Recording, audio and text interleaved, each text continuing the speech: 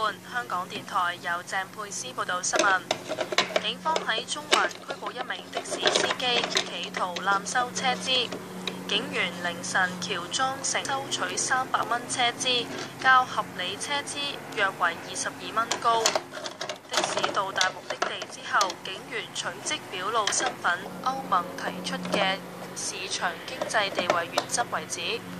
決議提到中國嘅鋼鐵產能過剩同對歐洲嘅廉價出口問題，例如對英國嘅廉價鋼鐵出口，影響到英國成個鋼鐵行業嘅生存，威脅過萬人嘅飯碗。決議唔具有法律約束力，但如果歐盟委員會要實現中國嘅市場經濟地位，需要歐洲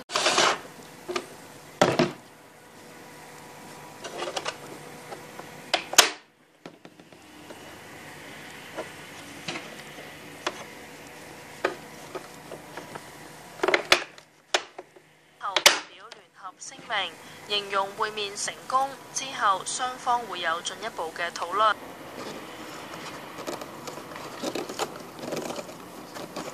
不公正，暫代總統特梅爾宣誓就任並請願，任命最少21人，新內閣全部係男性。納斯達克指數報4000。